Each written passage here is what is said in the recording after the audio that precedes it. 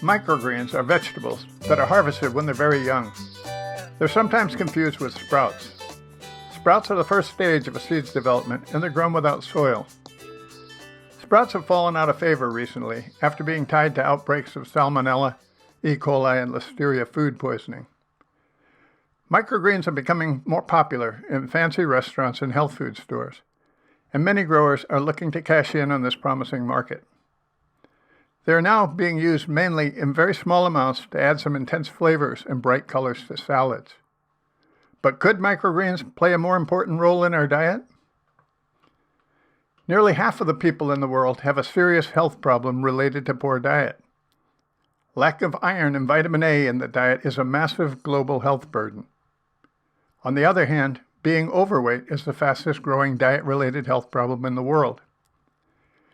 Because vegetables have lots of vitamins and minerals and very few calories, nutritionists recommend that we eat much more of them. Leafy vegetables are the most nutritious among the vegetables, and microgreens are especially nutritious miniature leafy vegetables. Compared to an equal weight of the mature version of the same plant, microgreens will typically have about 1 3/4 times higher levels of essential minerals. The content of vitamins A, C, E, and K is generally 4 to 10 times higher in microgreens than in the mature plants, sometimes even higher. Microgreens are also much richer in several antioxidant and other health-supporting compounds. There's a great variation in the nutritional value of microgreens depending on which seeds are planted and how they're grown.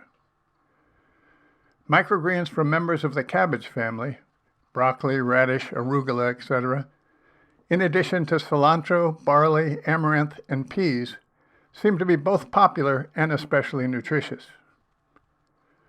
Homegrown microgreens have two other major advantages over most commercial leafy vegetables.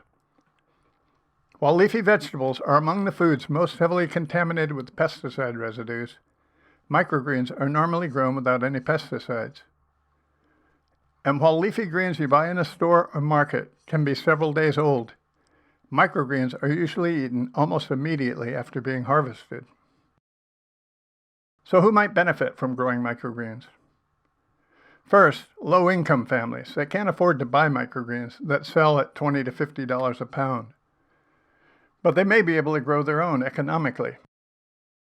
Millions of families don't buy greens because they don't have a refrigerator to keep them from quickly wilting and spoiling.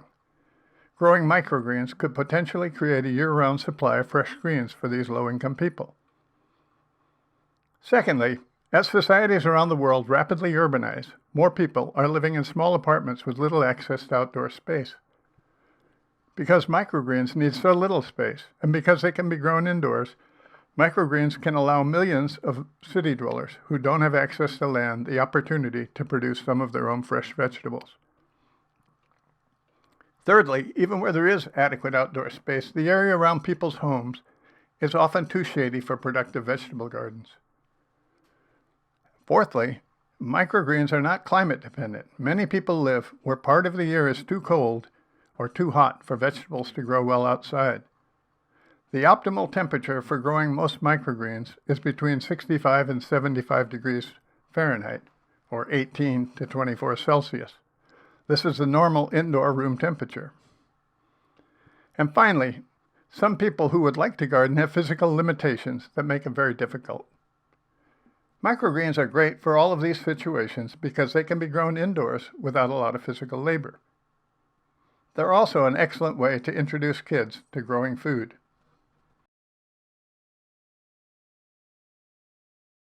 Because a crop can be harvested in less than 2 weeks after planting, and because of their high nutritional value, microgreens can produce enough to make a significant contribution to a healthy diet.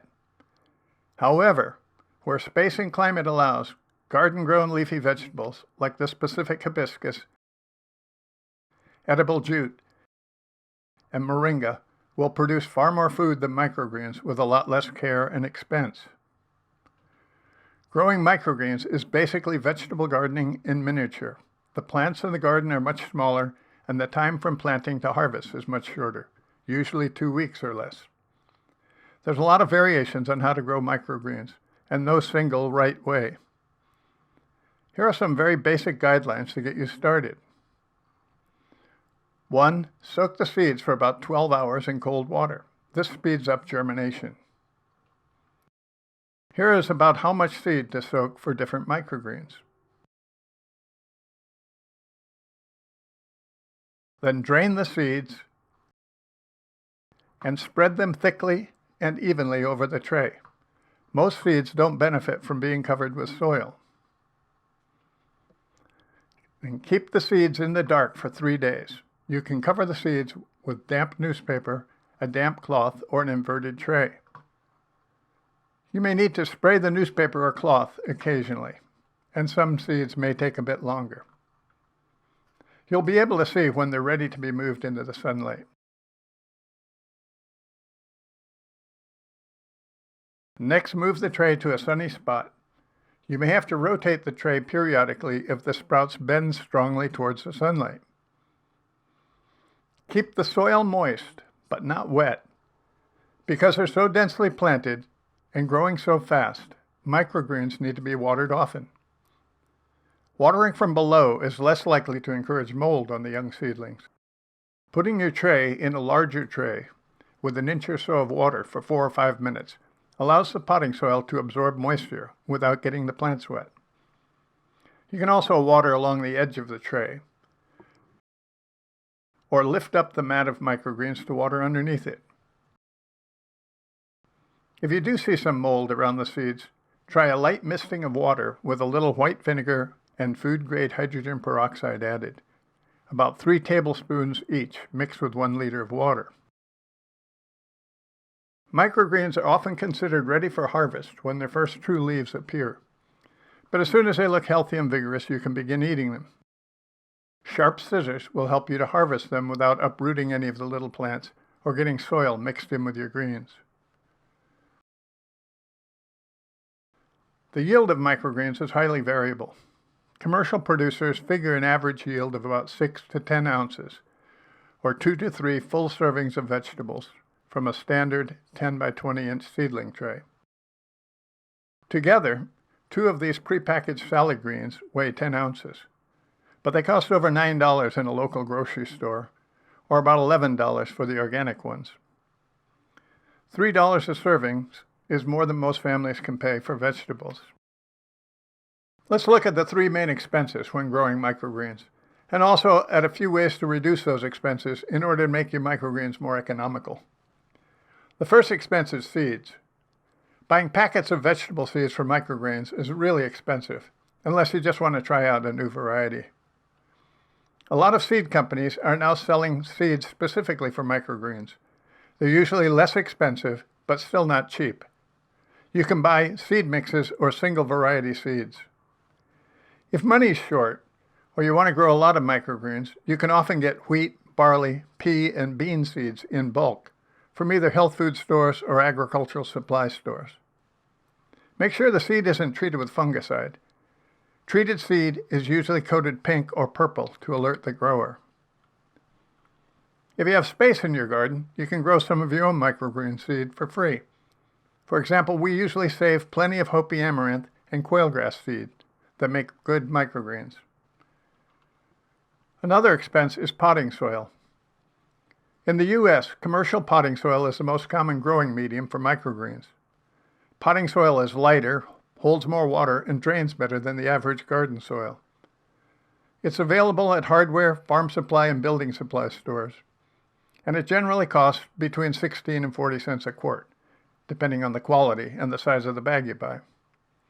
A standard seedling tray will hold about 6 quarts, so potting soil can become expensive.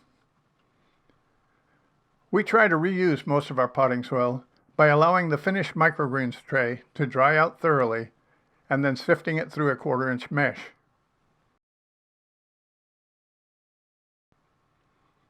Another way to reuse the potting soil is to let the mat of finished microgreens dry out, then flip it upside down into the second tray.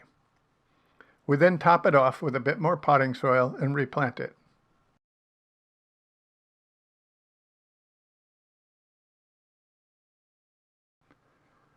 If you're trying to minimize expenses, you can make your own potting soil for free. 3 parts of sifted finished compost or leaf mold with 1 part coarse sand works reasonably well. Having some compost in your potting soil increases the mineral content of the microgreens. The final expense is for containers. The standard for growing microgreens is the 10 by 20 inch seedling tray. You can put one tray inside another to give it more strength, or get heavy-duty seedling trays online for about $5. These hold up much better and are much easier to work with than the cheaper, more common flimsy version. Special microgreen trays are also 10 by 20 inches, but they're only half as deep. This is deep enough for most microgreens and saves a lot of potting soil. Cafeteria trays also work well. They're only a third as deep as a standard seedling tray, saving even more potting soil. All 3 have 200 square inches of potting surface, but require different amounts of potting soil. If you're trying to cut expenses, almost any shallow container can work for growing microgreens, as long as you provide some holes for drainage. A lot of empty food containers work fine, and they're free. There are a bunch of different ways to grow microgreens. I suggest you start small and simple and experiment to see which methods and which microgreens you prefer. Because it only takes 2 weeks to grow a crop, you can afford to try several methods. Microgreens are excellent in salads, as garnishes, or on sandwiches. However, one of the easiest and most nutritious ways to use microgreens is to make smoothies. Wheat, barley, and pea greens work well for this. The blender eliminates any stringy texture from the young grasses and makes the nutrients, especially the iron and the vitamin A, much more available to your body. Always blend your microgreens with a liquid such as juice or water before adding any other smoothie ingredients. Here are 3 ways to get the maximum nutrition from your microgreens.